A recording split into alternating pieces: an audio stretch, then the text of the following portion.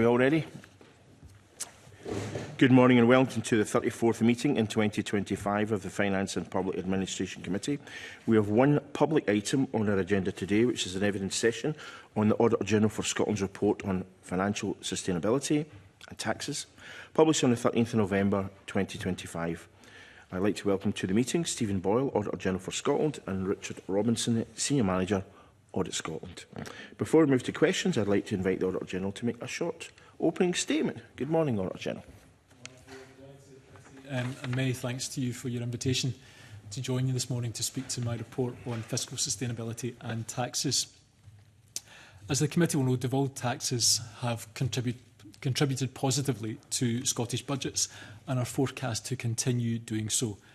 However, this contribution is being constrained by relatively weaker performance of the Scottish tax base compared to the rest of the UK, such as slower earnings and employment growth. The Scottish Government, in our view, has not yet been transparent enough about this difference and has not yet set out a clear enough strategy or assessment of the extent to which this can be addressed through its tax and economic approaches. The Scottish Government faces a growing fiscal challenge with a forecast £2.6 billion gap in resource funding projected by 2029-30. Tax and economic growth are key pillars of the Scottish Government's medium-term financial strategy, but it's not been clear enough about the role that these pillars are expected to play over the medium term, with the current focus largely on controlling public spending. The Scottish Government's Fiscal Sustainability Delivery Plan draws on actions from the National Strategy for Economic Transformation, but stronger alignment of these strategies is needed to ensure actions which can best support fiscal sustainability are identified and prioritised. Following the announcements of the UK Government budget last week, this is clearly a critical time for the Scottish Government as it considers the implications for its own 2026-27 budget and medium-term financial plans and spending review next month. Clear and consistent communication is critical to support parliamentary and public understanding and scrutiny of budget choices and fiscal plans. Convener, my report, as ever, includes recommendations to support improved transparency in these important areas.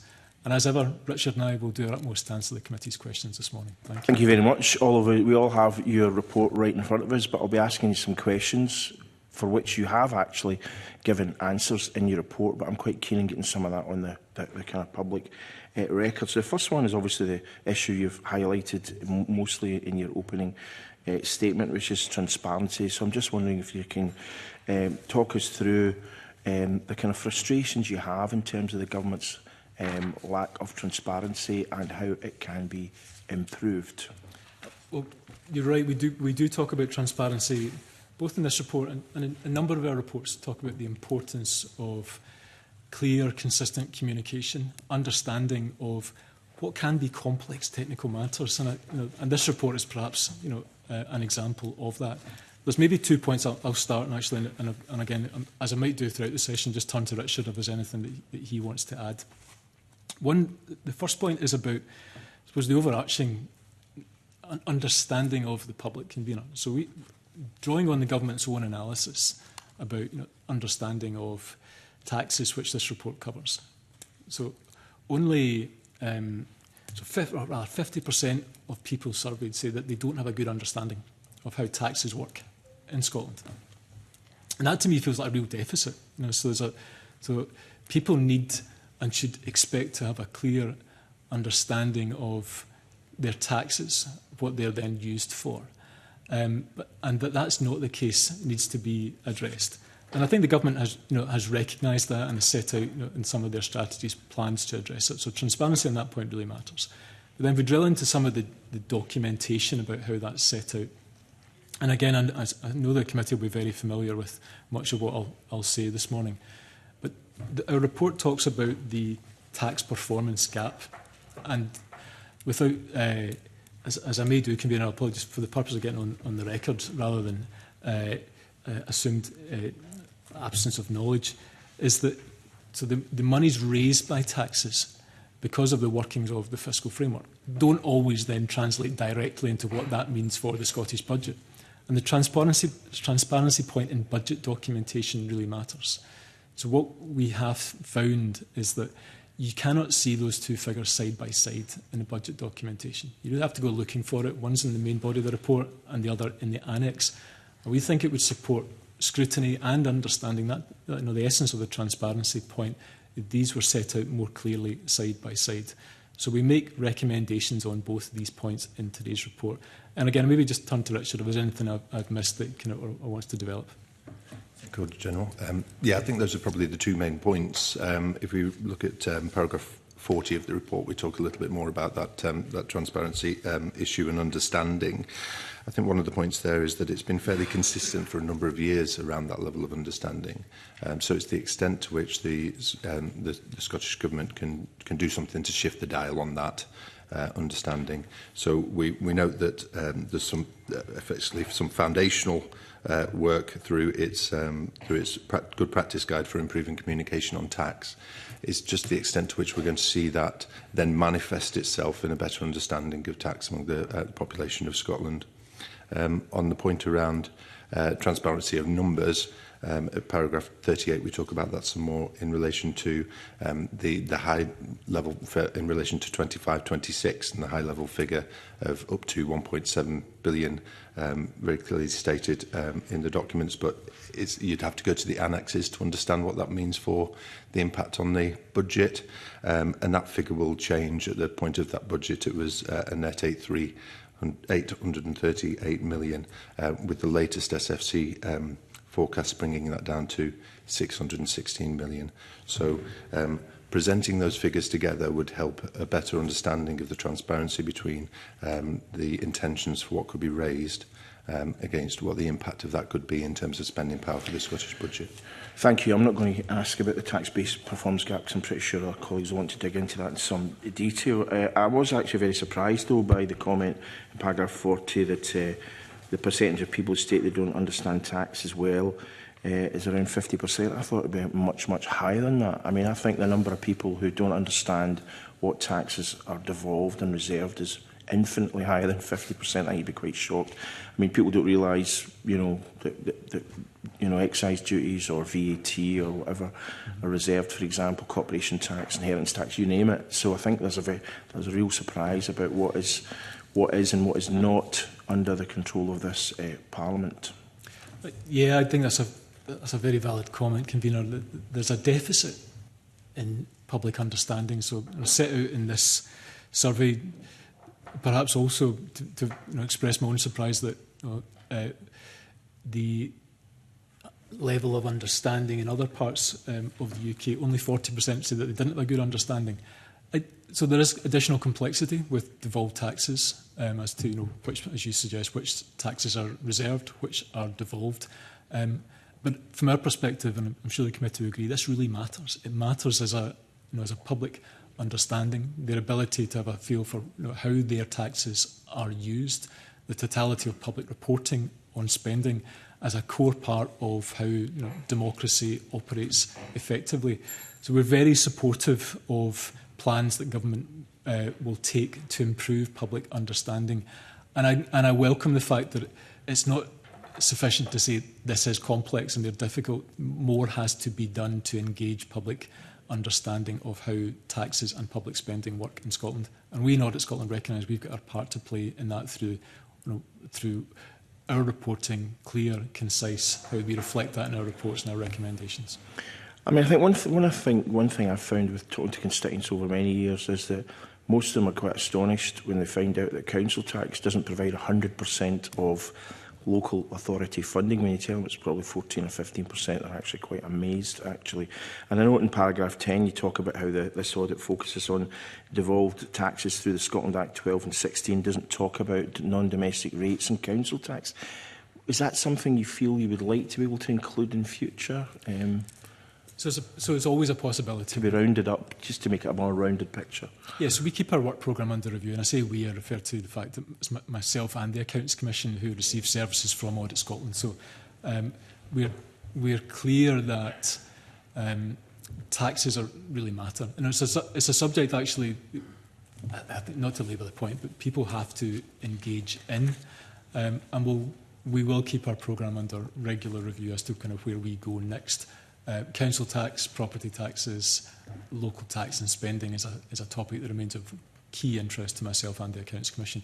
As our convener, as we prepare and deliver our work programme, we regularly consult with Parliament, myself through the Public Audit Committee and the Accounts Commission through its wide range of communication channels. So for my own programme, I'll continue to do that probably early in the next parliamentary session through the Public Audit Committee.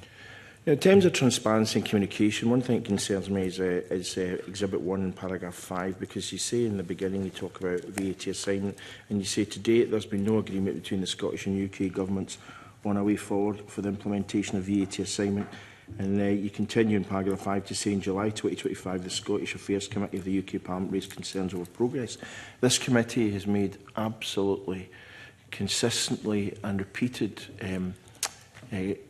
we've said that we do not believe that VAT assignment would be of any benefit whatsoever to Scotland. It cost millions of pounds to set up. There'd be arguments between Scotland and the UK over the levels of assignment, blah, blah, blah. There's no control whatsoever in this Parliament of the VAT level. So to the views of this committee expressed to the Scottish Government over many years is that it's a complete waste of time. And I don't see any reference to that in here, as if we're still a week after the Smith Commission report's been published and we're just looking at when this is going to be implemented. So I would hope that in future reports you would make it clear that we feel that this is a dead duck and it's a waste of time to talk about. We could talk about devolving VAT, that's another argument, but assignment is not something which we feel should be progressed. So I understand that actually, and I appreciate that there has been correspondence to this committee from the Cabinet Secretary setting out the Scottish Government's position. I think broadly mirroring your own remarks there, Convener, about the level of risk with the assignation model is too much for the Scottish Government to bear. Never mind the complexity that would be involved in trying to implement such a scheme within what would be Great Britain or wider, following Brexit, the applications of the UK Internal Markets Act and so forth. So no doubt real complexity, and I suspect that will be many of the reasons if I speculate why it hasn't progressed as originally intended. And yet it doesn't seem that that's entirely reflected in the Scottish Affairs or the UK Government's position. I think in terms of the correspondence from the summer of this year that seemed to suggest that there's more appetite to explore this model. As ever, this is a matter, not for me as auditors, as Auditor General, it's, clearly it's a matter for two governments to reach a settled position. Appreciate that, but we're talking about transparency and communication, and I think that should be part of that transparency and communication in your document, because it's not as if it's been raised once or twice. I mean, we've raised it umpteen times in this committee, and the Scottish Government, is more or less conceded the point that, yeah, there isn't really much point in progressing it. And so when you read something like that, you think, it's like, it's a bit frustrating, really, to be honest. Maybe just so I recognise the frustration.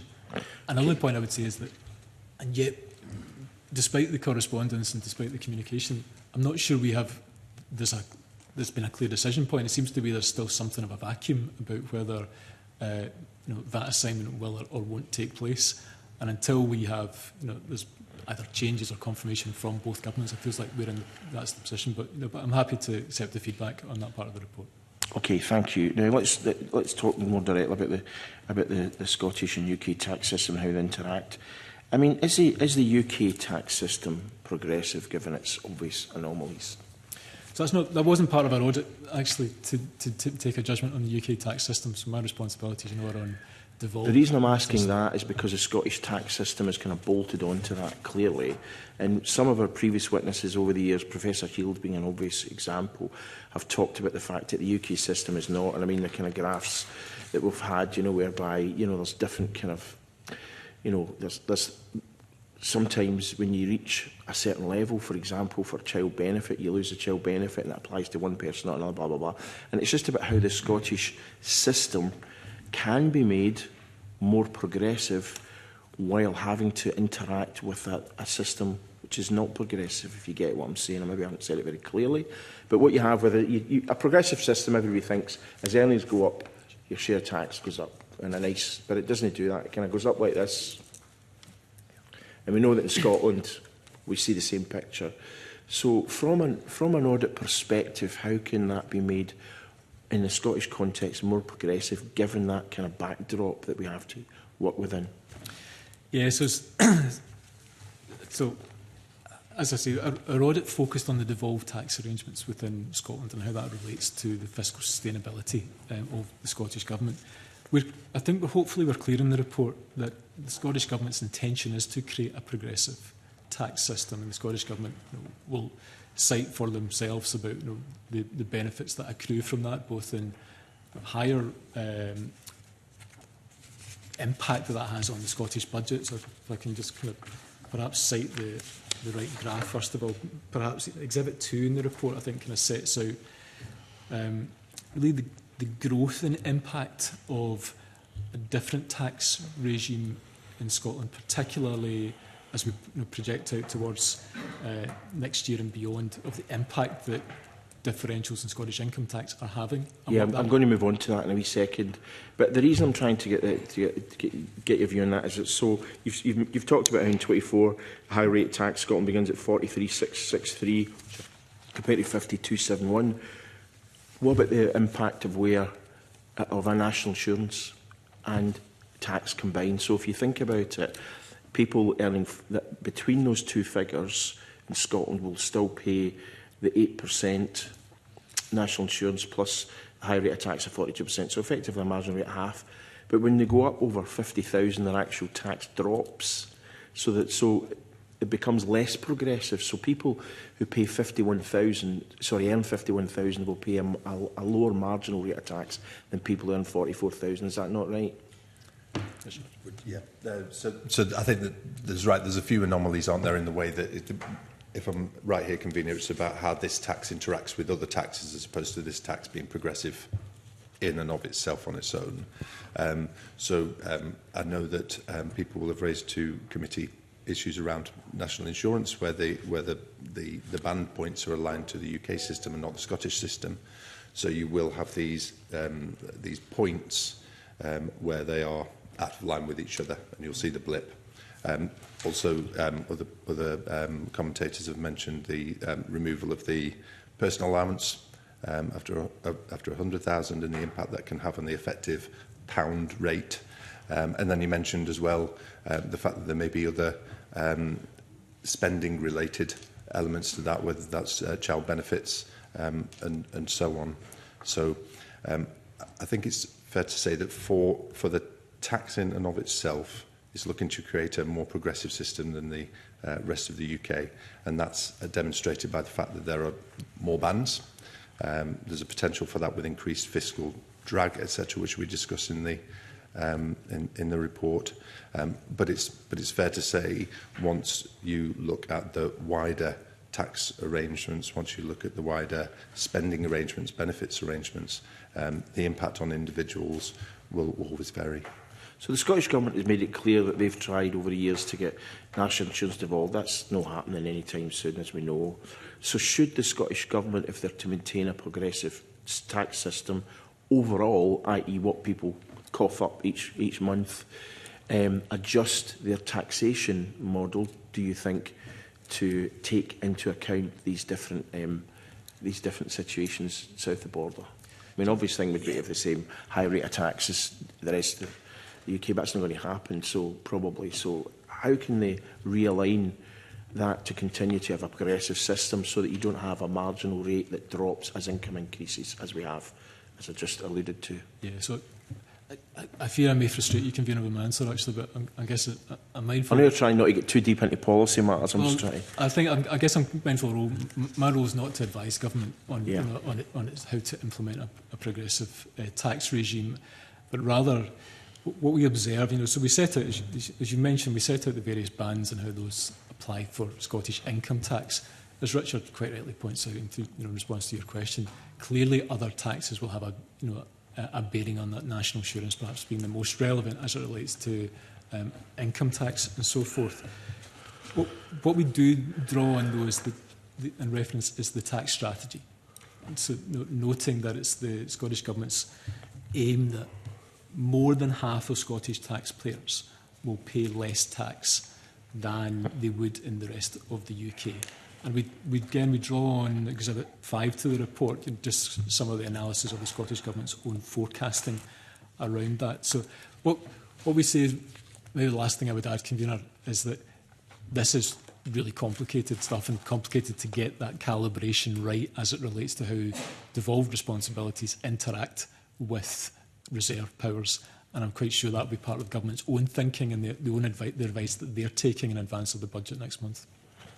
Okay, thank you. Now, a couple of points actually. In paragraph 32, you talk about the differences in the sectoral makeup of the economy, such as sensitivity of the oil and gas industry in Scotland to changes in global oil prices. What about the energy profits levy? Is that something you've looked at? So we haven't looked at that in detail as part of this report. I think what we looked at is more broad terms, is kind of some of the structural differences between the Scottish and UK employment market. Most importantly, where are the higher paid jobs, what industries? Because those are the key drivers, as opposed to some of the broader terms of like what GDP growth will have, but actually very specifically. The argument right now in Aberdeen is that this is having an impact on just exactly that, employment, etc., income tax, blah, blah, blah. So because obviously if oil companies are scaling back, they're not employing as many people, they're not paying income tax. So is that not something that should be included in a report such as this? So I think it's something rather for the government very specifically to think about what that means then for their tax and economic strategies. UK government, you mean, on this occasion, or Scottish government? So we don't make recommendations to the UK government. So our audit is focused on the Scottish government and particularly looking at, as within the confines of the existing powers. And we recognise, maybe to your earlier questions, because the Scottish government's got no power over that. Well, that's why we haven't looked at it. So we haven't looked at energy levy. But what we did draw on is. But hold on, we don't have any control in Scotland over oil prices, but you've mentioned the sensitivity of the oil and gas industry to changes in global oil prices. So surely if you're mentioning global oil prices, you need to look at it in the round and talk about the impact of things like, the energy profits levy. So we're identifying that as a factor. I think I would say, right. if really just to speak to the kind of wider point that I think will be touched on in the report, is that in order to achieve the benefits that the Scottish Government wants to through to the Scottish budget from its tax approaches, we say there needs to be better alignment with economic strategies. So we did a report in the last couple of years on the National Strategy for Economic Transformation. Forgive me, I think I might even have had some discussion with this committee on that in recent times too, about the need for clearer targets, detail, measurement and so forth, the national strategy, but how that relates to taxes, income tax, the benefits that accrue from that. So, of course, there are many wider factors that will have a bearing on that. But what we're, I guess, always mindful that brings us up against two elements from Audit Scotland. One is the boundary of audit and independence and into advice, consideration into government, and then the other point of which are devolved and which are reserved responsibilities. So I fear that there will always be other areas that you could take an audit or approach like this.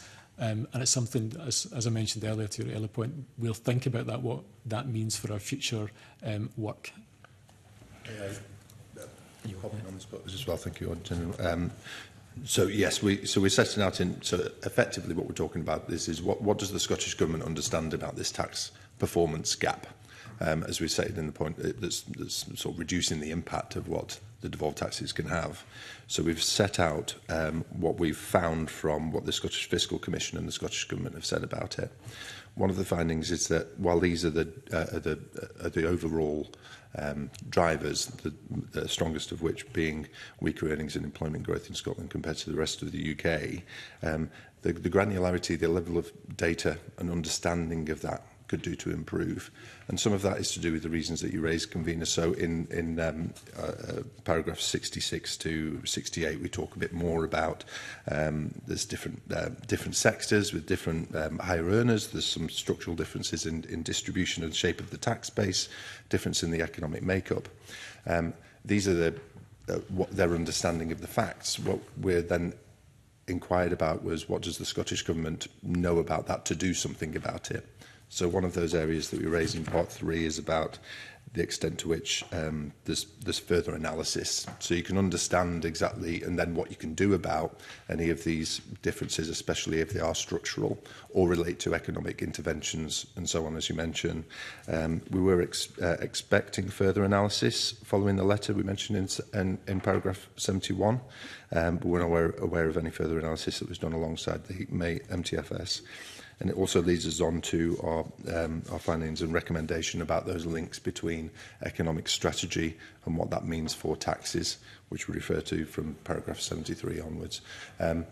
As the Auditor General rightly raises, in a number of areas there'll be elements of reserved decisions and devolved decisions interacting for the Scottish Government to best understand how those are interacting, how they impact on tax, and to what extent they're going to make a real difference to the budget in terms of affecting things like the tax performance gap. Is something that the Scottish Government can do more analysis on and make stronger links between the economic strategies and what it expects for tax revenues.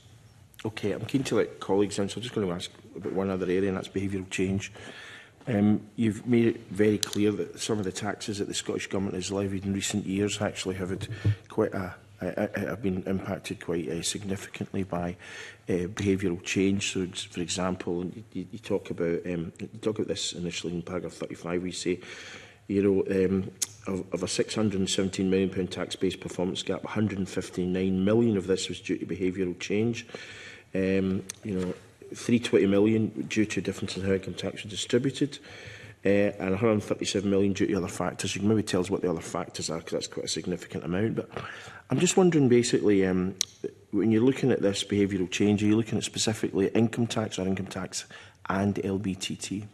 So we are focusing on income tax as it relates to behavioural change. LBTT, we do cover it in the report. Happy to talk about that as you wish.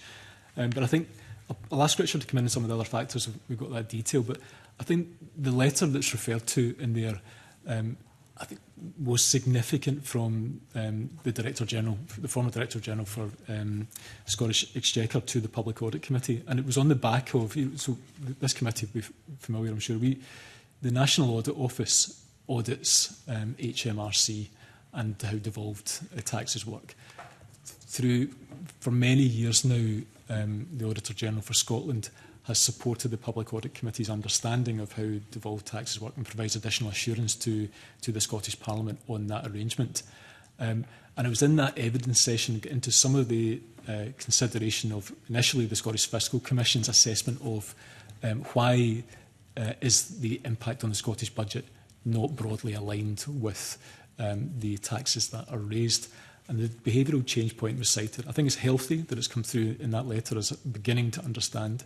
I think Richard rightly mentions that more detailed analysis is needed. I think it's also a welcome approach. The Scottish Government is keen to broaden out the research base and understanding of why that is happening. I think in essence, convener, there's not a good enough understanding of it, and that needs. Sorry to interrupt just before, but I think one of the understanding point I think is really important, because it used to always be everyone thought it was people fleeing the country, whereas you made clear on page 26 in your wee kind of window there that behaviour responses to tax policy changes can include choices such as whether to work more hours, divert income into pension contributions, take income as dividends instead of salary, or whether to seek employment elsewhere. Yeah, so you're right. I mean, it used to be framed in the sense of, where is this a round of tax avoidance measures that people were taking with their residents, but it's much more complicated than that, even though that may be a factor for a small number of individuals, although HMRC were quite clear in their evidence to the Public Audit Committee that there wasn't a strong evidence base. But I think it speaks to probably the maturity of devolved taxes, is that we've now reached a point that there needs to be almost now a new layer of research and analysis to better understand the behaviours that taxpayers, whether it's about taking on additional hours, seeking promotion. Maybe going back to the point that you were focusing on earlier, because of the different tax bands, the lack of transparency and understanding around these points, all of this needs to be fed in so that the Scottish Government has got a clearer understanding to support its understanding of what the forecasts are going to be and what bearing that will have on the Scottish budget. So it's like someone earning £99,500 not wanting to be promoted, because then they lose the £12,570 of of tax-free allowance, for example, that they would have. So that's obviously under UK control, of course. But interestingly, it's the statistics that you've mentioned in Exhibit 10. The kind of the additional rate increase in threshold load in 23-24, £65 million was hopefully to be raised, but 83% was lost due to behavioural change, leaving only £11 million. In the following year, where the top rate was increased, 85% was actually lost. So they're quite significant figures. Only £5 million was effectively brought in. So taxes are being levied, which obviously cause pain for some individuals.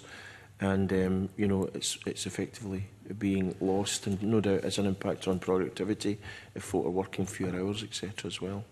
So I'm not an economist, convener, but there's been much coverage, I think, over the last few weeks as we're into kind of budget cycle of the Laffer curve or Laffer curve, if I pronounce that properly, that the relationship changes in terms of people's behaviours, taxes and so forth. The Laffer curve isn't as simple as people think. Well, I'm quite sure that's true, but I think the dynamic in broad terms probably exists, actually, and you can see that what that means in terms of the Scottish Government's tax choices, its economic choices. Really, forgive me for labouring the point, actually, but then how did these decisions result in higher, well-paid jobs in Scotland, greater earnings, and the resultant benefit that accrues to public spending is what really, really the heart of today's report is about, and the recommendations that there needs to be a better understanding of how tax and economic decisions interact. Because I think we broadly say in the medium-term financial strategy, we've seen evidence of focus on public service reform, focus on public spending, but the other two pillars, I think, where the opportunity exists for government to take forward. Okay, and I did actually ask 3 questions at the start, one of which was about LBTT behavioural change. So why don't you look at the behavioural change there? Because there is a behavioural change one would anticipate.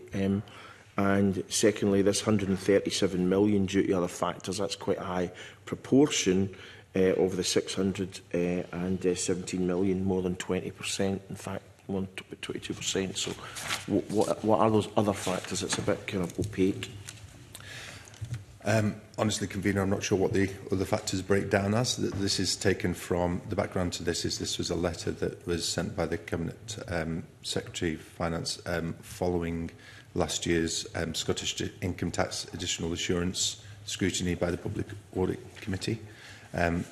We'd have to ask the Scottish Government for more information. It'd be good if you could, because I think given that if it was £5 million, I can understand, but if it's 22% of the amount we're talking about, it's something that I think clarification would be appreciated on. And the LBTT thing, why that's not been looked at in terms of behavioural change. So something we can think about. Actually, so we covered devolved taxes, both LBTT and Scottish income tax in today's report. So what we do set out maybe at Exhibit 2 is really the pretty significant benefit that LBTT is contributing to the Scottish budget. So I don't quite have my mental arithmetic entirely to hand at the moment, convener, but approaching additional £1 billion that LBTT choices are making, net contributions that is to devolved taxes to the Scottish budget. What our audit hasn't covered, and as I say, we can give consideration whether we should do it, whether we're the right people to do actually future analysis of some of the differential choices or impact of property taxes between Scotland and other parts of the UK are making, something we can reflect on. But I think what we set out maybe at Exhibit 6 is just some of the relatively simplistic terms, what the different rates are in terms of stamp duty land tax relative to LBTT in Scotland. 1.6% of the Scottish budget, so it's not insignificant. Absolutely. Okay, I'm going to open up the session now to colleagues around the table. The first will be John, to be followed by Liz. Thanks so much, convener. Maybe to follow on some of the things the convener's been asking you about. This word transparency that came up quite a lot. I just wonder if you're being a bit unfair on the government, because the government can produce any amount of information and you audit it or somebody audits it, so it's all kind of checked. But, if the public and, frankly, MSPs don't engage, in trying to find out about it. That's not really the government's fault, is it? Because, I mean, this, you know, I mean, we felt that MSPs on the whole are not, or it's been said that they're not fiscally or financially literate, and that we're hoping to build that into future parliaments. But do you not think it's partly the public and everybody else that's at fault? So I would say it's complicated. I recognise that. And I think, and there's a range of complexity that we just have to absorb. You know, so you're always going to get that arguably in a £60 billion or so annual budget, together with devolved taxes. But I think we take the view, Mr Mason, that not necessarily to stand behind that complexity and say it should ever be thus, but rather that there is more opportunity to explain in accessible, not necessarily simplistic, but terms that will be understood by the public to support scrutiny within Parliament too. And I think there's more to do. So we've talked about a couple of examples, about in the budget documentation for Parliament's purposes. I think that feels like a really simple change that could be made. No, I accept that point. Yeah, I think, and then I suppose the language of the difference between tax raised and then what that contributes. So the tax performance gap. That feels like it's not been discussed widely enough within either Parliament or public. So I think there's a... But, I mean, how many people are even interested in that? Because, I mean, a lot of my constituents just say we want lower taxes and we want more money spent on public services. And that's the level that a lot of the public conversation is at. So I mean, the tax difference is just way out of range for a lot of people. People, of course, will say they want American taxes and Scandinavian public services spending levels, but it's finding the balance that allows people to contribute to. I think it's to retaining trust in process and institutions, and we're absolutely part of that. So I think, I don't mean to digress too far, but I think if I look at sets of financial reports from the Scottish governments, include other public bodies, even some commercial entities, I think as a profession, auditors and accountants should start to ask ourselves, are these delivering transparent, accessible understanding of how an organisation has performed, what it's spent, what outcomes? And I think there's much more to do. The one point, we haven't covered it in detail in this report, but it's something that's very much part of our interest, is where the Scottish Government goes next on the national outcomes and the national performance framework. That there's a much better alignment. I know that's a matter of interest to this committee, between what we actually levy in terms of taxes, what impact it has on the budget, but perhaps most importantly, what outcomes, what's been achieved from that level of public spending. So finding a way of distilling complex information, I think, is incumbent upon public servants to do that better. So there's more work to do, I would argue, Mr Mason. Well, I would take your point as an accountant that accountants have not been trying to make things easier for the public to understand. They've been trying to follow lots of rules and all the rest of it. So I think that's right. I mean, do you have any suggestions? Because we've discussed this with the Fiscal Commission as well, and they've in exactly the same place as you and we. I think we're all in the same place. That, do we try and do more in the schools, do you think, for education, for financial education at an early age? But that's a challenge as well. I think that I'm probably going to refer back to paragraph 40 a little bit. So I think one of the things here is that both the framework for tax and the tax strategy the Scottish Government produced said that it believes taxes should be transparent and understandable. So while there's legitimate points raised there about each of our responsibilities as citizens to understand our taxes, the Scottish Government has been quite clear about the fact that it believes it has a role too.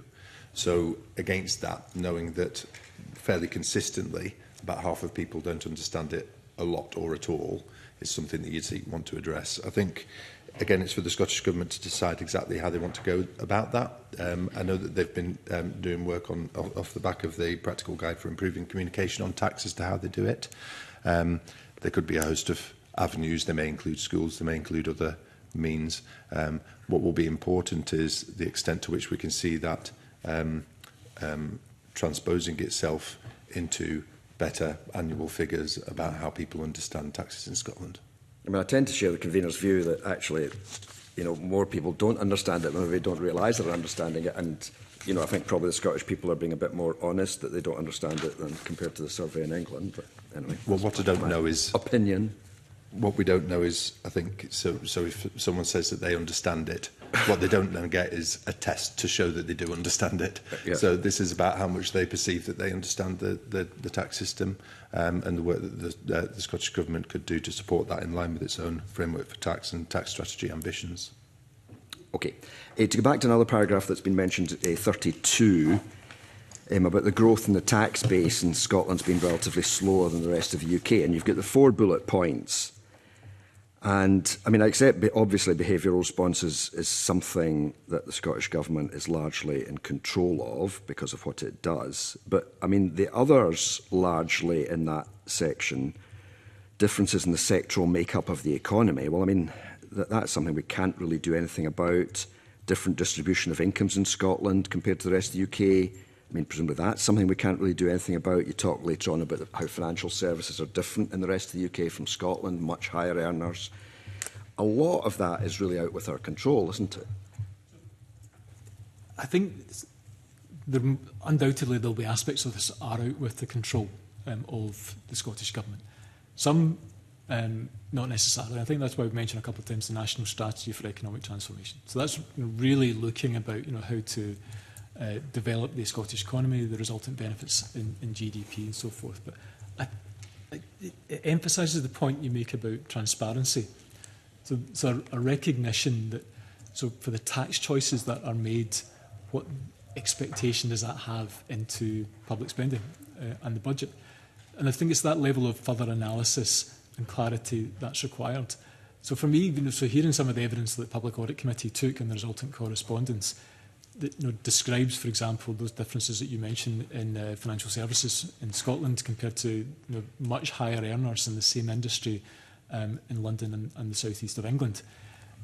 But can that be changed? Can it be changed by engagement, interventions, approaches, encouragement, different policy choices that the Scottish Government might offer?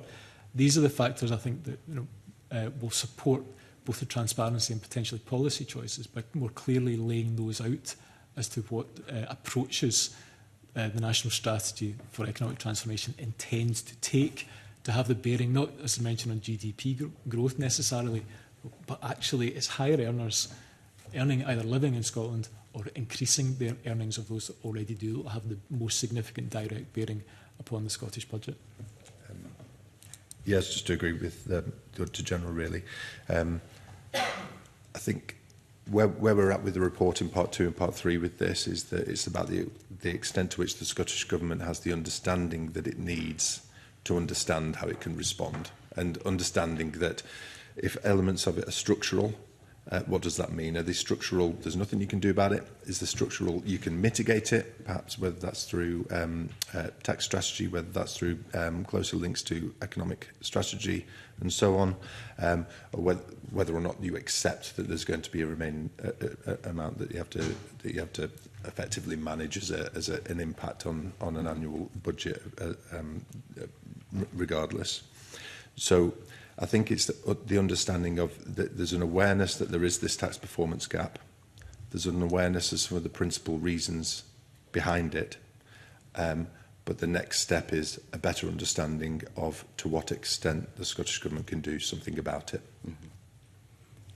I mean, I don't know if I'm overly pessimistic, but I mean, this whole thing that we are tied to comparing our growth with the UK's. So, I mean, I think you're saying that we actually don't understand the link there entirely, and we maybe need to do more on that, and I would accept that to an extent. But, I mean, in 1603, James VI left Scotland because London was richer and was going to grow faster and all the rest of it than Edinburgh. So, I mean, we've had quite a long time to look at this, and it hasn't really changed. And, I mean, I just feel we're tied to I don't know if you're prepared to comment on the fiscal framework, but I feel the fiscal framework is fixed so that Scotland loses. And I mean, you mentioned the Barnett formula in here. That is intended to squeeze Scottish spending.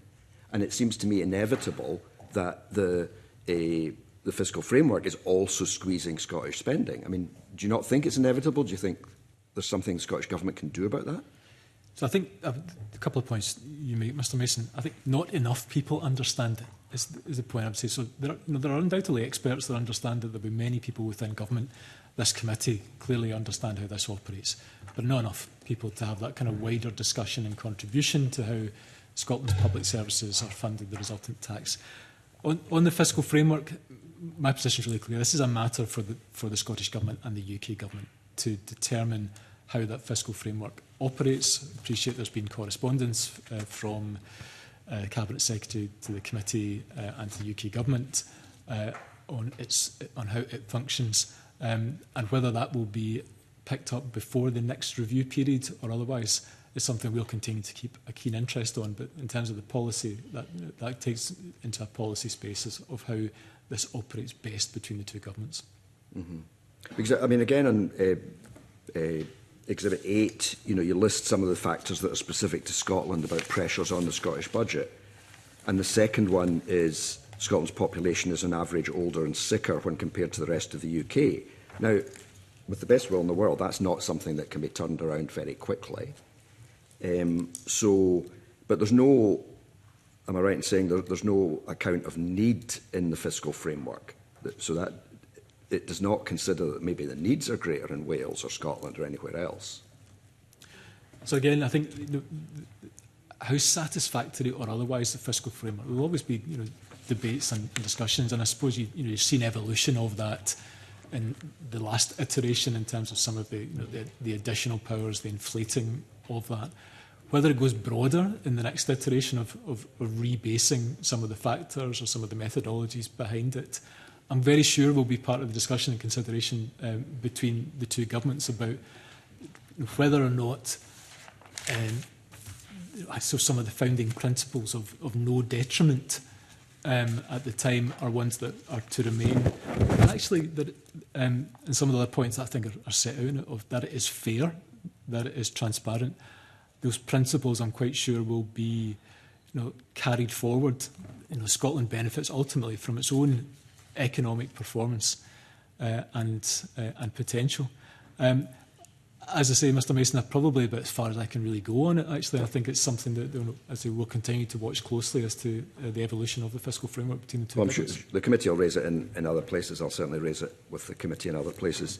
I mean, just kind of linked to that, the economic growth side, and I was interested in your paragraph 64, which is talking about kind of timescales, that if the Scottish Government does something now, for example, supporting people into employment, investing in skills, that takes time, often many years, to feed through to the tax base and increasing tax receipts. So, I mean, it is quite difficult, isn't it, to compare, and you mentioned national outcomes and so on. An input today might be 5, 10 more years before we see. And also, is it not very hard to tie the two together, because suddenly Ukraine has a war and that kind of throws everything else that's going on? I think you've perfectly illustrated the complexity and some of the challenges that have to be navigated through. So there'll be many public policy choices that will have interventions and benefits in the short term and medium term. So investing in skills and training is a good example of that people are, through public spending, are equipped to acquire skills and be contributors. If you really want to distill it down, that they'll be then successful taxpayers to fund public services for many years to come. But there's a lead-in time for some of these, but it doesn't mean that they're not good policy or not good choices to do so. But I think it's back to your point about how the fiscal framework operates, is that in quite stark terms, it requires success in relative terms to the rest of the UK of better paid, higher paid skills, work and jobs in the short term to see that wider benefit. Okay, and I think the final point I wanted to raise, you talk about, I think it's paragraph 82, having more of a strategy for reconciliations. I just wonder if you could expand on that a wee bit, because I mean, we've sometimes, in the past, we've been warned, there's going to be this huge negative reconciliation, then when we get to the time, it's not as bad as that. And it's quite a hard, difficult thing to predict, either positive or negative. Do you think it's possible to have a strategy? So we make a recommendation to that effect, actually, that we think there needs to be a clearer strategy for both positive and negative reconciliations to support the government's wider approach to longer-term budget management. And I think, I hope I'm right in saying, Richard, you'll keep me right on this, that I think the committee heard evidence to that effect from the Scottish Fiscal Commission that it can anticipate larger budget reconciliations into the future. You're absolutely right, is that there is some forecast uncertainty. We've seen some of the changes in forecasts that have happened. Part of that is influenced by there being, obviously, not just one but two forecasters that have a bearing on the Scottish budget. But because some of the forecast reconciliations or block grant adjustments are higher than some of the limits that were within the fiscal framework, really the recommendation, the basis of ours is what does the Scottish Government intend to do in those circumstances that can do so in a planned way, rather than having to initiate emergency or spending controls to adjust for that. Thank you, Jim. As we set out in the report, and as we know, when the budgets are put together, there's two sets of forecasts that are contributing to that, the forecast from the Scottish Fiscal Commission and the forecast from the OBR. As has been highlighted in the MTFS itself and by the SFC, they've got, for example, they've had slightly different forecasts on what they think might be earnings growth and growth in the economy, for example. We won't know what it actually means until the actual outturn figures come out. And obviously the purpose of forecast borrowing is to allow to maintain a kind of a balance between years where we see that go down. Some years, as we can see for the coming year, that could go the other way, and you can end up with a net addition to the budget. The purpose of all of this is to try and allow a smoothing between years so that the fluctuation that's inevitable with forecasts isn't disrupting spending patterns between years. So much as we can see that there are strategies around when to and how to use borrowing powers, given that that's one half of the equation that can be used to balance and to smooth budgets, volatility called by forecasts across the years, we're recommending that it would make sense to set out both positive and negative reconciliation strategies together, so that people scrutinising that can understand how the Scottish Government is planning to manage that volatility that will inevitably happen between the forecasts and the actuals over time. I mean, I do understand all of that, but just, I mean, that 851 million that's mentioned for 27-28. So, I mean, one strategy would be, right, let's severely cut spending this year, next year, you know, and build up a reserve so that we're ready for that 851 million. But, I mean, in the meantime, the criticism of the government for not spending its money would be horrendous, because there'd be all the NHS waiting lists and all the rest of it. And then maybe the 850 million won't happen. So, I mean, the government's in a no-win position, isn't it? Potentially, this is where a strategy would be helpful, to set out in advance how they would plan to manage this over time. So, you're correct to mention, as we say in paragraph 81 to the report, about the projected 851 negative reconciliation. The reconciliation expected for 26-27 is positive 406. And then it remains to be seen which way the reconciliations will go in future years. So if there is a decision to be made, having a strategy that sets out how those positive and negative reconciliations will work together over time could be helpful to the Scottish Government. Okay, thanks, Camille. Much. List to be followed by Michael. Thank you. Auditor General, can I ask you about this very important issue about widening the tax base, which you referenced in your earlier comments, and particularly trying to ascertain exactly where the high growth jobs will be in the future. When this committee met just before we came back to Parliament in the summer, we were made aware of the fact that when it comes to a lot of the data in the labour market in Scotland, and particularly in employment data, some of that data is missing, I would suggest, and also in some cases it's very difficult to predict the trends. Now, the Scottish Fiscal Commission quite rightly says that it works out, when it comes to likely tax revenues, it uses HMRC data. But that is not enough in order to predict where the tax base could be broadened in the future, because we need the data, the trends within that data, for where employment trends are going to lie, 2, 3, 4, 10 years down the line. Could you comment on, firstly, is that a very extensive problem? And secondly, do you have any thoughts about how we can address this? Because it really matters in terms of trying to widen the tax base. Yeah, you're absolutely right. These are the key factors that I think we touch on in today's report. I'll maybe ask Richard to talk about some of the data, but I think the first thing I would say is the other complexity is time lag as well. That, you know, actually having good quality information in a reasonable period, not just for from some of the employment market changes, but recognising that much of the information about tax that's actually been collected comes many years after the fact. So to have a good understanding of what the economic interventions that government is either benefiting from or is leading can take a number of years to come. And, you know, and that's known and understood, and many of those factors are outside of Scottish Government's control, particularly how some of the self-assessment process works and when that information comes through. The wider point I would maybe address before passing to Richard Ms Smith is that, as we mentioned in the report a number of places, the medium-term financial strategy, of those three pillars, the two that have had perhaps less focus on is around how tax and economic interventions and choices operate. So where are those high-paid jobs going to come? So, you know, are they in renewables, life sciences, other sectors? Where are they going to benefit the resultant tax collection and Scottish budget, Scottish public spending? That's the key point that needs to be addressed, and kind of part of the central recommendation that we make in today's report. But for the insight into that, I think really we've made that recommendation to government for them to set out more clearly where they think those benefits are going to accrue. But I'll bring Richard in first of all, actually, if there's anything he wants to add. Thank you, General.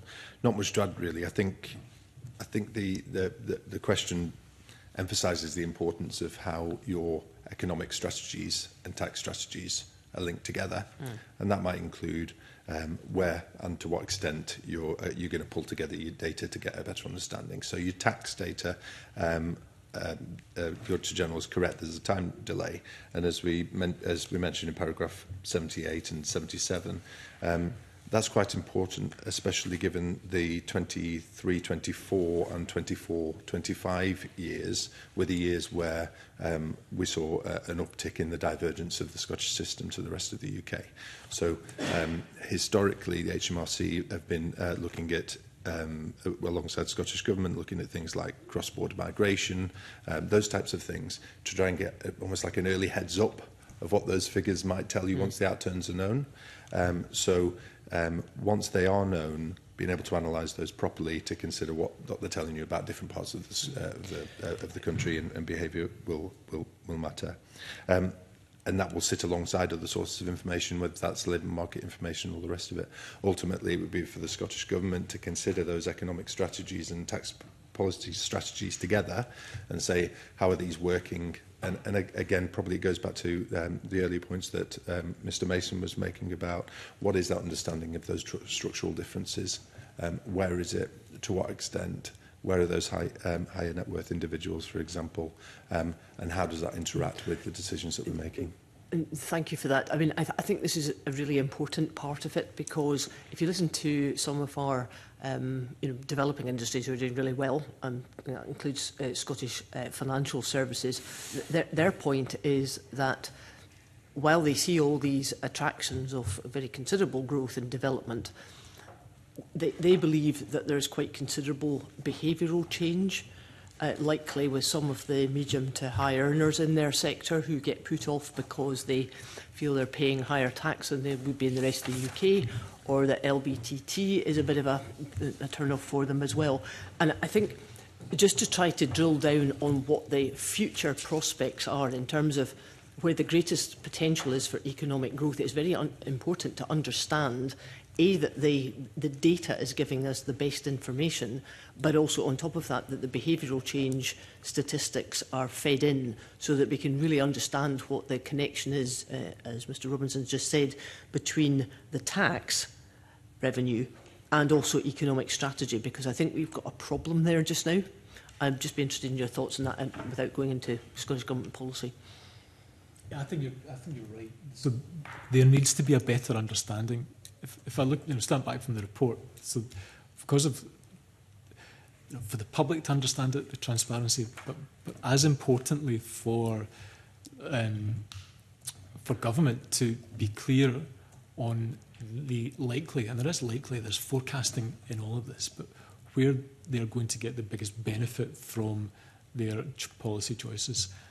So the need for better understanding of the National Strategy for Economic Transformation, how that connects with tax policy, better understanding of behavioural change, sort of choices that people make, the economic implications of tax and those choices that people make. You quite rightly mentioned there's been much commentary and discussion amongst some business and higher earners about the differential tax choices. Balance that against the fact the Scottish Government's clearly stated ambition is to adopt a progressive tax regime, and the analysis that's set out of that 50% of Scottish taxpayers will pay less than they would do in other parts of the UK, squaring all of this, but it is built on the foundation of a good understanding of data and finding a way of, I think as Richard has mentioned, having to wait 3, sometimes 4 years is really difficult to make informed policy choices in such context. So I think the root of it will be better engagement with government, research, academia and other sources to have a good understanding of what impact certain policy choices are making, perhaps before you might have to wait with the current timescales that are in operation. May I go in briefly, Dr. General? Just to raise the point that there's 2 elements to this really. One is about, when we're talking about behavioural change, we're talking about tax policy and the impact of tax policy. And as we set out in the report around paragraph 60 onwards, behaviour isn't uniform. And that's reflected in Exhibit 10, as we can see. And also the Scottish Government, produce ready reckoners, as they call them, which is they're forecasting or estimating what they think they're going to get from different tax options. So there's an understanding of what impact the tax policy decisions could make. One of the points that we're raising in the report is that over the medium term, the Scottish Government, from the tax strategy in December, has said that it won't be making further changes to tax bands and rates, which means that then the focus moves on to what extent can you change and grow the tax base in Scotland. And that's where the economy comes into play, particularly more. So just to highlight those 2 elements, and that's where those kind of links between what's happening with the economy and the expected impact of that on taxes comes to the fore, which is slightly different than how someone may react to a tax policy change. Thank you, it's very helpful. Michael, to be followed by Ross. Thanks, Convener. In the report, Auditor General, you say that the Scottish Government, through its fiscal publications, has not done enough to explain why the potential funds raised from tax policy are so notably different from the net contribution to the Scottish budget and how it intends to address this. Why do you think that is? So I think we've set out in the report some of the detail behind it. What I haven't done is speculated on some of the rationale for the decisions that were made.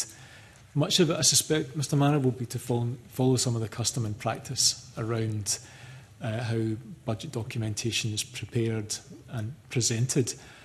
It's been a feature, it's been a topic that hasn't, in my view, had enough discussion about the tax performance gap. Some of the discussion at the committee this morning, I think, is really necessary and important to broaden out the understanding of how public finances in Scotland in a devolved context work. There's complexity, no doubt. I think we use the word complex many times in the report. But for me, that's not a good enough reason not to do something about it. And more has to be done to support scrutiny, transparency, parliamentary, public understanding of tax and spending choices. So I've no insight beyond that in terms of the motivations for why that hasn't happened. But we do make recommendations that will hopefully close some of that transparency that I think you're referring to. So you don't see that directly in the documents in terms of the it's an absence that you're describing, I suppose. But do you have any sense then that the other work of government, that they understand that this is a problem, or do you feel that they are pushing the problem away for political convenience? So 2 things. I mentioned a couple of things about just the budget documentations for absolute completeness. We think those numbers should be much closer. And presentation matters. So just seeing what the tax implications are and then what that will mean for the budget. I don't see a good reason why those numbers are not presented, if not side by side, but are closely referenced to each other in budget documentation. I think that should be a relatively simple thing to address. On on the wider point, I think what we're seeing is beginnings of an understanding that this is going to take more work to better understand what can or can't actually be changed easily. So I think as we set out some of the factors in the report, if I can just quote the right paragraph, it's paragraph 32 in the report. Some of the reasons why, but it is that relative performance. So we get to a point in the report of being clear in our judgment that the tax and economic strategies need to be better aligned. And we often make recommendations and report that strategies have to be supported by clearer implementation plans, better understanding of the broader context with which they operate, and measurement and monitoring. And we think that feels like a key next step in the circumstances that we're in. So I don't believe it's an intention to not to develop understanding. I think that was set out in some of the correspondence to the Public Audit Committee. But when more needs to be done, Mr Marrow, I think we're clear on that. Okay. And a lot of the work that you do is around the broad sustainability of the public services, but also the public finances. And really, I think what the report identifies is that there's a strategic balance that to be taken between tax growth and spending decisions to make sure that we have the best outcomes. I'll take the first one around the tax side of it. I mean, you highlight the fact that a 1% percentage point increase in the top rate would only result in £5 million of benefit, but also that the government has decided not to make any changes to bans within this area. I mean, do you feel that they have boxed themselves into a policy position here, and do you think that they have given sufficient justification what the trade-offs around that position has been? So I haven't, and probably wouldn't take a view in those terms as to the choices or other avenues that government have. I think what we've represented in the report is the tax strategy of the Scottish Government in terms of no further bans or changes to rates. But if I broaden that slightly, there is a recognition, I think, as you mentioned in Exhibit 10, that just some of the economic realities are that further tax, and particularly tax for those highest earners who perhaps have the most choices at their disposal about how they structure their income, where that income is based, means that you're not going to accrue the benefit to the Scottish budget in the same way. So we do talk about sustainability, and we talk a lot about transparency also. And I think it is that latter point that's most relevant in the tax context of being clear, supported by analysis, together with appropriate research about how tax choices will have that benefit of, as we mentioned a couple of times, about higher earners, better paid jobs in Scotland, and the specifics of working and navigating through the fiscal framework and what that then means for the Scottish budget.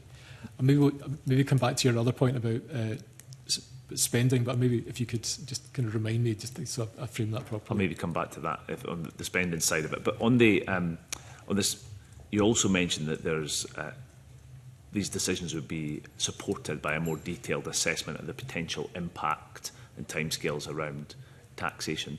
Could you tell us a little bit more about what you mean by that? So, Richard might want to come in and say a bit more, but I suppose it kind of echoes some of the discussion with Ms Smith, that actually the understanding of what choices are available to the Scottish Government that they can make. So quite in terms of tax and in economic context, some of these structural ways of how the UK and Scottish economy operates, where jobs are based, some can be influenced and maybe some just can't be influenced. On financial services, Scotland clearly has a strong financial services base, particularly in Edinburgh. But the nature of some of the types of those roles, whilst very well paid in a relative context, I'm sure for other jobs in Scotland, don't carry the same relative benefit as they would in the southeast of England. So I think it's that beginning to get into some of that granularity about what changes are realistic that the Scottish Government could actually make to its tax base and the resultant economic benefits. And some that just, no matter for the best endeavours, aren't actually going to accrue the changes that would see a real material difference to the Scottish economy and resultant public spending. That's the kind of level of analysis that we're talking, and the better alignment of some of the tax and economic strategies in the round. Richard? Thank you, General. So I think to start with the point that, as we set out in Exhibit 9, tax as a lever is contributing towards the medium-term picture.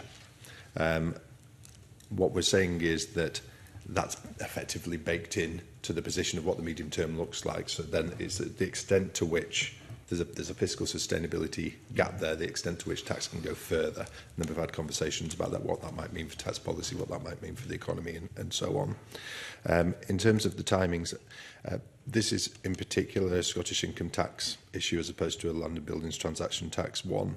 For LBTT, it's fully devolved. The information is known a lot sooner. You can see a lot sooner what the impact of change is. As we said to previous inquiry, with the Scottish income tax, because of the delay of the self-assessment mainly, and the information coming in, as you know, end of January, everyone's got to get the forms in, so that delays the process when you know the information. That means that there's probably more uncertainty to manage there in terms of how you understand the impact of the decisions that you're making, because there's just a gap over time. One of the things that we raise in para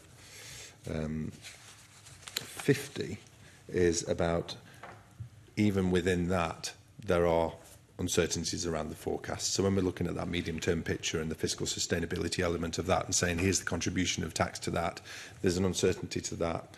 We mentioned earlier on in the session around the fact that there's two forecasts around from the OBR and then one from the SFC, and they've used slightly different figures. So we're raising in paragraph 50 that this is something that the SFC and the Scottish Government have raised as a thing that could affect their medium-term picture, and that if earnings growth in Scotland was the same as the rest of the UK over the forecast period, then this would reduce the net tax position in 29-30 by 950 million.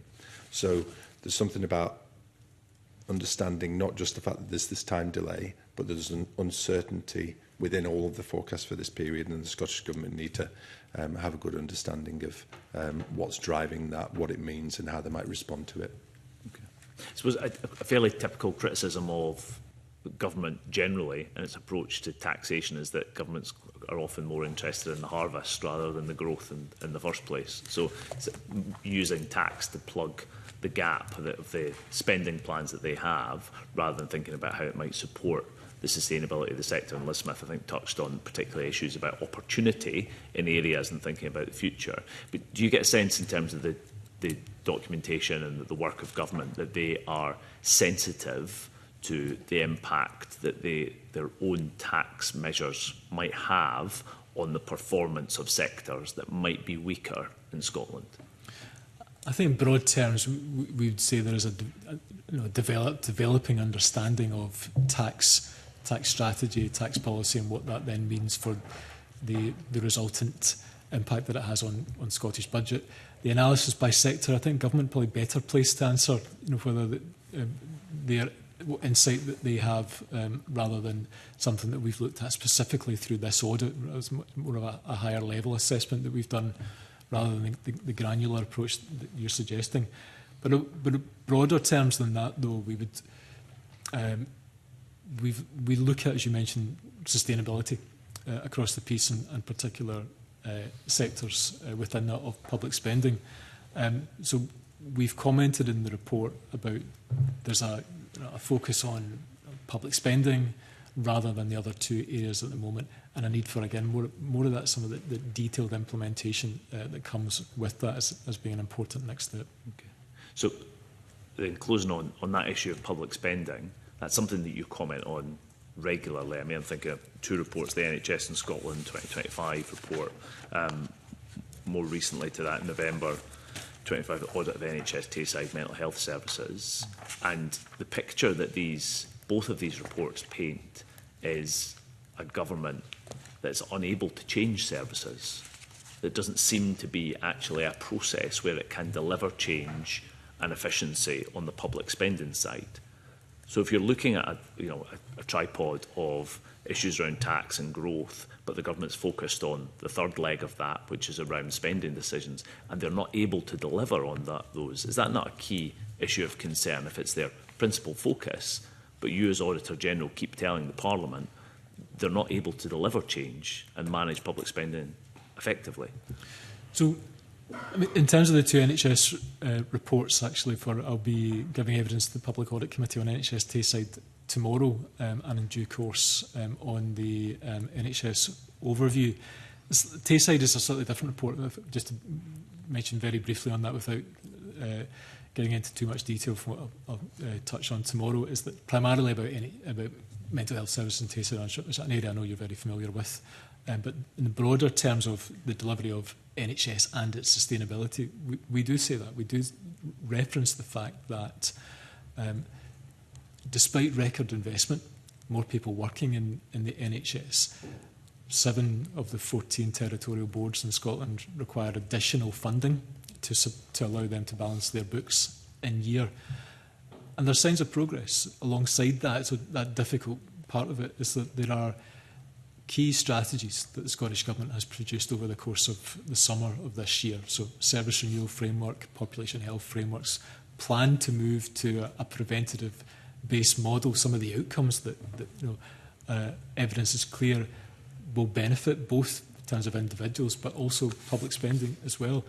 But the vital part of delivering a strategy is have a clear plan, have a clear implementation plan of the next steps to do that. And that's the key part, to get away from the sustainability issues that have seen us either having to provide loans or brokerage to health boards to allow them to balance the books, or in more recent times alongside that, emergency budgets to balance the books. So a better understanding of what those policies, those strategies are going to make is key.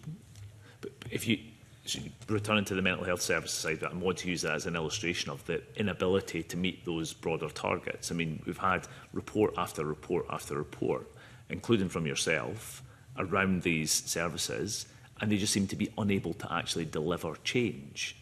And what is the dysfunction that's resulting in that, when you're telling us that that's the one thing the government's identifying that it can use to get control of its massive budget black hole?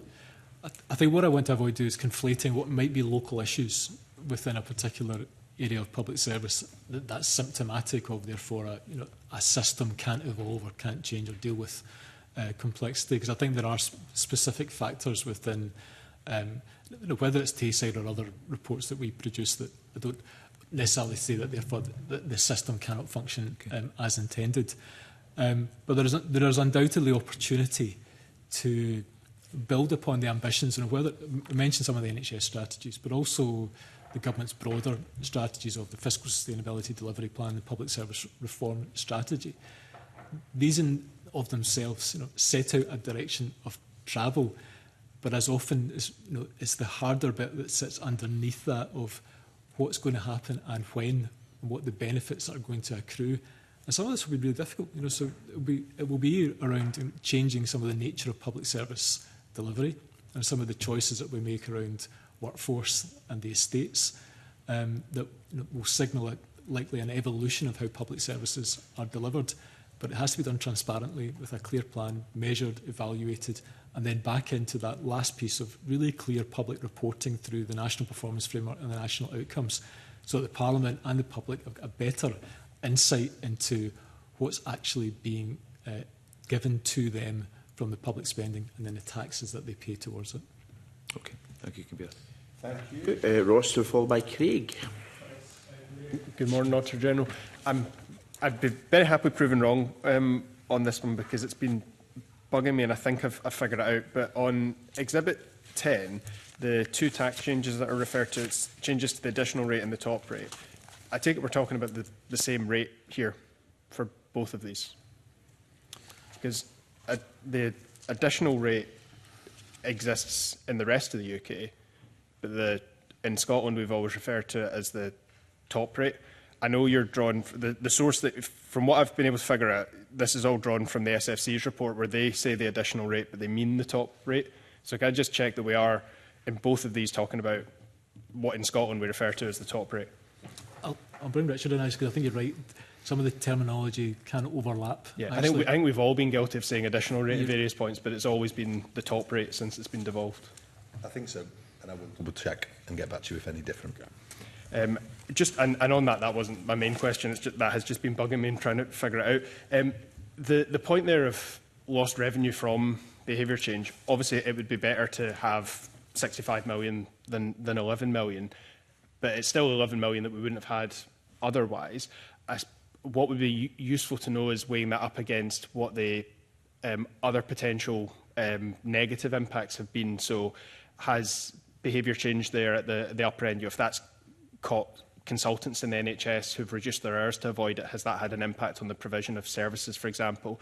Does it have an impact on spending in the real economy and therefore a knock-on impact on business? Is it possible to quantify any of that, or are we getting far too far into secondary effects? Because without being able to quantify that, yeah, 11 million is not as good as 65, but it's still 11 million pound that we wouldn't otherwise have had. And if there's no other negative effects from it, then where's the harm? It's like an important thing to, if it's not already available, to do that level of analysis. It's not something we've done in today's report, but I think it goes back to some of the findings we have in the report about behavioural change. It's not well enough understood.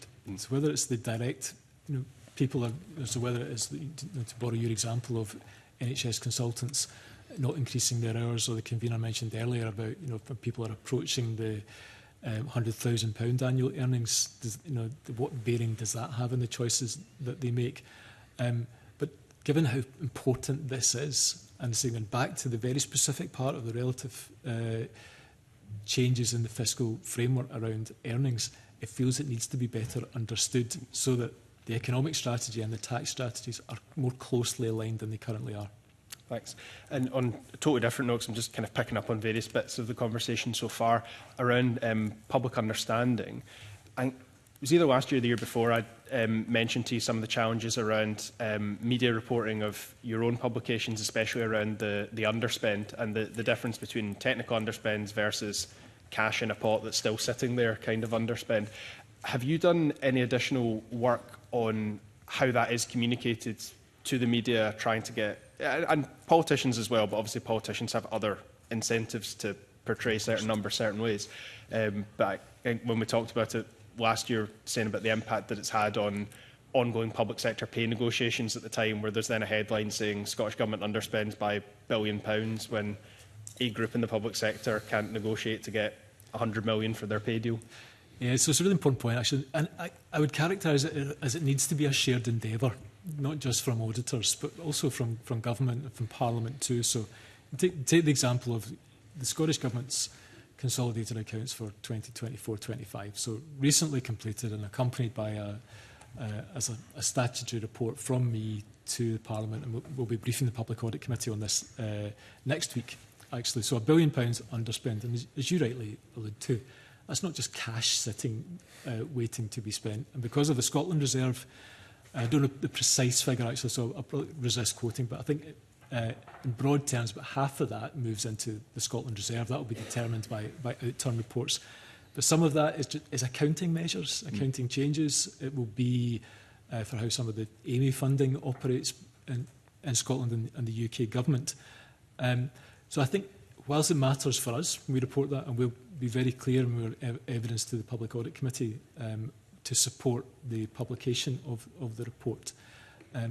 Also feels like, maybe for reference back to the discussion with Mr Mason, is that the accounts in and of themselves matter. So it really matters to the fact that, and we're very supportive of the government's recognition as an unqualified opinion on the Scottish Government's accounts, so that people can take confidence, they can trust the disclosures therein, but the understanding of it has more to go. So one of the points that we in Government and Public Audit Committee have a long-term interest in is better financial reporting of Scotland's public service. So moving to a version akin to a whole of government accounts for Scotland, so that the consolidated accounts, as valuable and as useful they are, they don't reflect all the assets, liabilities, transactions of public spending in Scotland. The Scottish Government has made real progress on this, but I think in terms of the communication of it, the transparency, the understanding, I don't think it just confined, as we mentioned specifically, in tax and people's understanding, but a broader understanding of how public spending operates in Scotland is an appropriate part. And I absolutely accept the point you make is that Audit Scotland's got a key role in that. Thanks very much. And jumping around again, Richard mentioned the ready reckoners. I'm interested in your view about whether what the government currently publishes as ready reckoners does the job that's needed, particularly in terms of that public understanding piece that they're really key to. So the projections around some of the potential changes to income tax, relatively detailed insofar as I think there's probably about 15 or so scenarios that they lay out. On non-domestic rates, I think there's only 3. It's very, very narrow. Excuse me. Have you had any discussions with the Scottish Government about potential changes they could make to the ready reckoners, broadening out the range of scenarios, perhaps? So I'm not sure we have, actually, Richard. You were part of the team that led the audit, actually. That's something we went into. No, I think in general things, in general terms, having ready reckoners is a good thing. It allows you to see what the different options would look like, and that helps then inform decisions and scrutiny. In terms of the extent to which they may want to expand those reckoners, have more options and all the rest of it, I think that's a decision for the Scottish Government to make, and that may depend on a whole host of things, such as the extent to which they are actively considering a particular tax over another one. That may then affect the breadth of ready reckoners that they want to consider, especially against what the behavioural change and other elements could be. So I think it's a fair point. We haven't discussed with the Scottish Government the extent to which they want to expand those ready reckoners. In and of themselves, they do help, I think, with transparency and scrutiny, and the extent to which they may want to change them in future may depend on the extent to which they want to look at alternatives for tax policy. Yeah. Take on board, obviously, as a decision for the government. I'd be interested in your view, though, on whether you think it would aid particularly public understanding of the process. So if we take NDR as the example, because I think it's the area of the ready reckoners that's narrowest, really the reckoners just look at whether the poundage rate goes up a bit or down a bit. The debate each year tends not to really focus on that. It's more about should specific sectors get a relief or a levy attached, etc. Would it be valuable, particularly given that those are, in general, those are the kind of key decisions that are made during budget negotiations. The classic one is, should the hospitality sector get relief in any particular year? Should reliefs that have been applied down south be applied up here? Do you think it would be valuable if the government expanded the ready reckoners into areas like that, particularly when there are proposals out there in the public domain that have not necessarily come from the government, but have maybe come from the hospitality sector or the STUC or whoever it might be, for the government to then project them and include them in the reckoners? I think what I would say is that I think in principle, anything that improves public understanding of tax spending, whether it's ready reckoners and broadening out them over and above what's already there, feels like a good thing. I suspect there will be factors that I think the Scottish Government will be best placed, as you suggest, Mr Greer, as to why not this scenario rather than that one. But as a principal point, we're supportive of any method that feels reasonable, accessible, that improves understanding and transparency. Thank you. And just finally, in picking up on Michael Mara's line of questioning, and the points you made, I think it's the very first recommendation in your document around better alignment between tax and economic policy. I think I've perhaps asked questions similar to this in the past, but is it possible to align tax policy with the National Strategy for Economic Transformation? By that, I mean, is the NZET actually specific and tangible enough to be aligned with? It's very abstract and broad brush. So if I'm thinking, right, I'm a Scottish Government tax official, I need to align tax policy with what's in the NZET, I'm not entirely clear what I'm trying to align with. So I think that speaks to probably where we got to in our paper on NZET, that there were many measures, ambitions, indicators, but not all of them had clear measurable outcomes. The alignment, the interconnection between different parts of NZET, and we know that government has reported and is progressing with that ambition. And that progress, we think, also needs to broaden out into the space of the connections between tax policy and economic changes. I wouldn't want to understate that we know this is complicated, but that it really matters because of how the fiscal framework operates in Scotland, and to support the government's ambition through the medium-term financial strategy and those 3 pillars, that delivering upon its ambitions it's unlikely to be met alone through controlling public spending. So that, therefore, overcoming the complexity with clear, measurable outcomes, supported by informed research, I think gives it the best opportunity to grow the tax base relative as it needs to in terms of medium-term financial strategy. So I think an important area for government to give consideration to. So on that point around the fiscal framework and the incentives that it provides, I mean, normally any government's incentivised to grow the economy to increase tax revenue. It's not exactly the case for the Scottish Government, because if you take two growth sectors in Scotland, video games versus film and TV, the number of staff that you require per product in the video game sector is a lot lower than in the film and TV sector. So the video game sector, much more lucrative in terms of tax revenue when it comes to corporation tax. That's of no value to us. Whereas film and TV, you require far more people on a kind of medium-ish salaries and therefore has a higher income tax yield.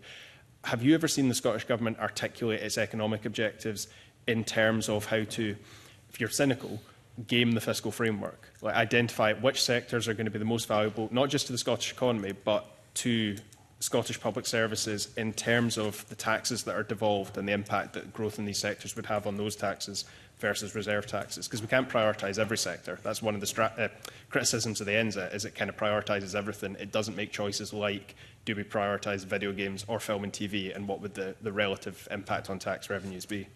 It's a really interesting example that actually I think that illustrates some of the importance of transparency around this. So, and it goes back to the point of discussing with Mr Mason and Ms Smith earlier, that economic growth matters. Of course it does. So really, if we, setting aside the fiscal framework for one moment, of course any government would want to grow the economy. But because we do have a fiscal framework, that it's the relative impact that makes the most difference.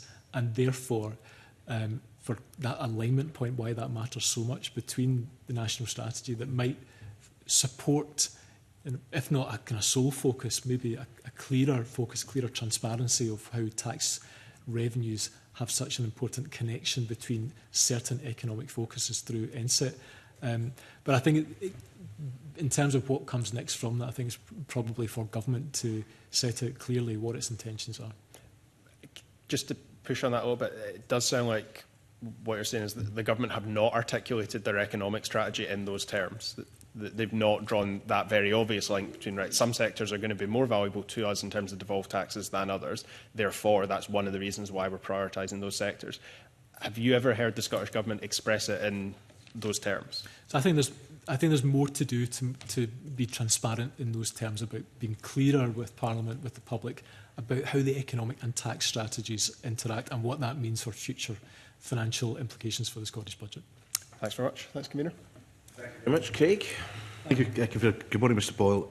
In your November 24 report on fiscal sustainability and reform, you said that the Scottish Government was not being candid or transparent with the public about the scale of the challenge in the fiscal outlook. Looking to the end of the decade, it's about £4.7 billion of a shortfall. Would it be fair to read into your report here that it's unrealistic to think that tax can be the mechanism by which the Scottish Government is going to manage to close that gap?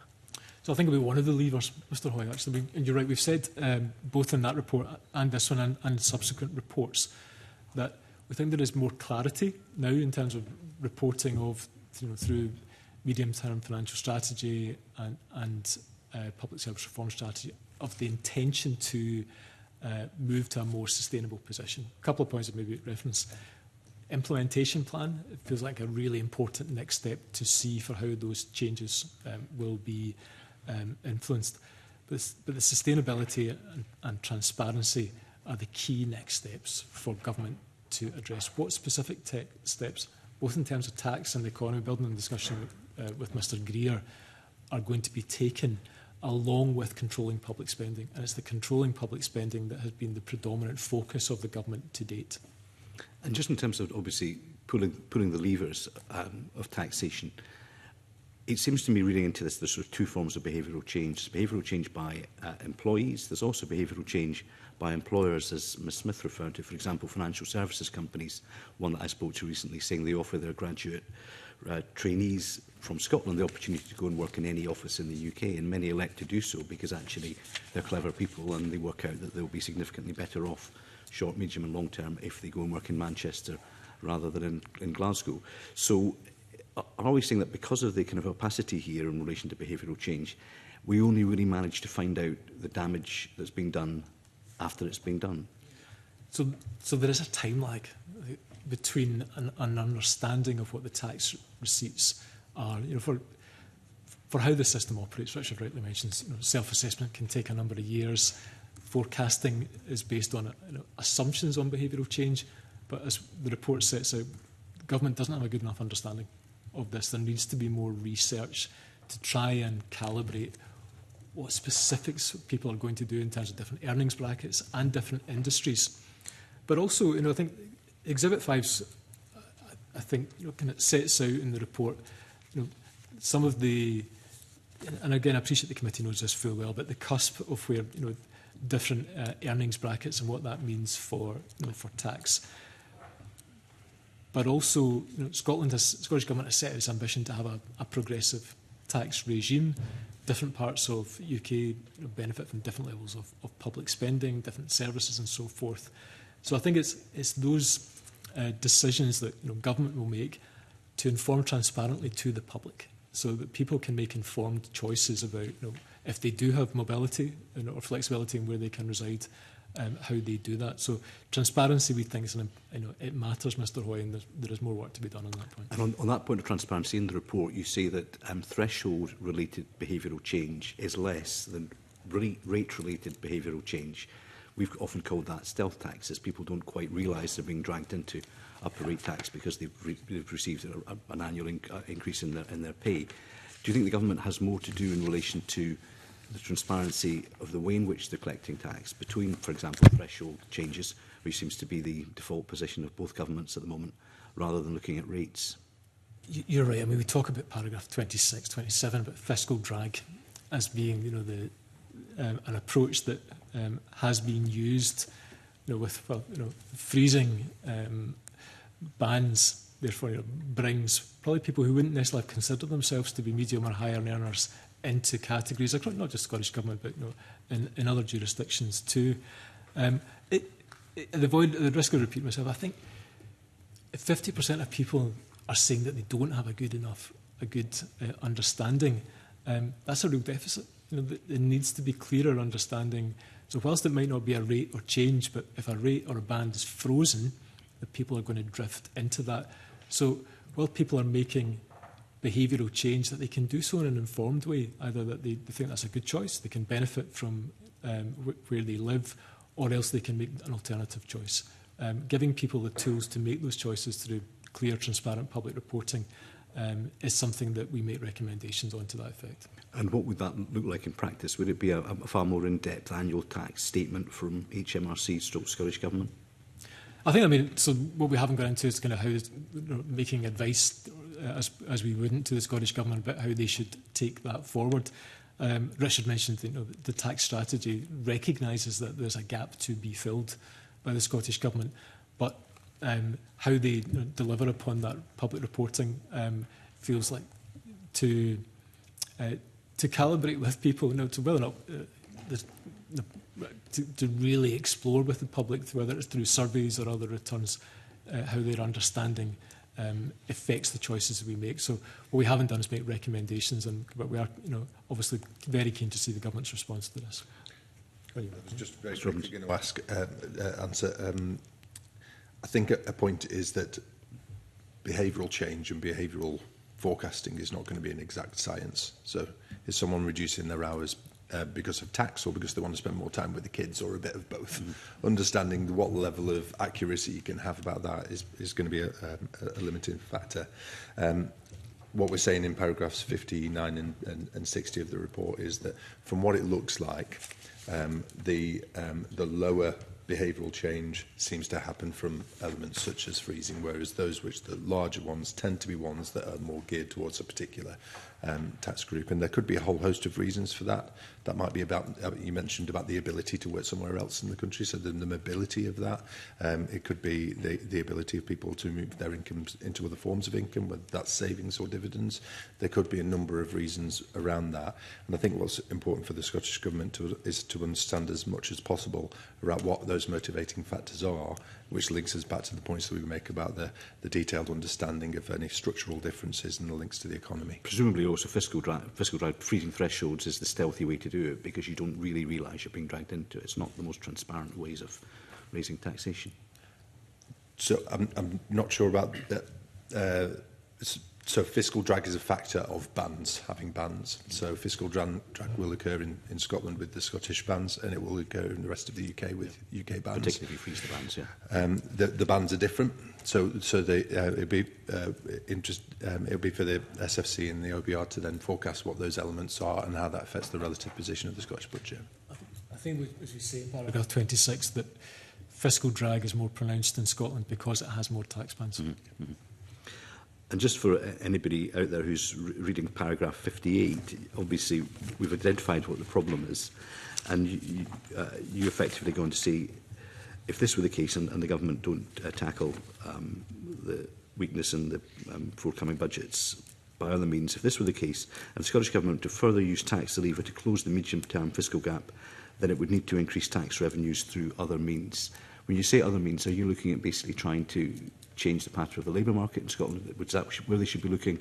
Or is the alarm bell other means perhaps that the Scottish Government might look at other and new forms of taxation?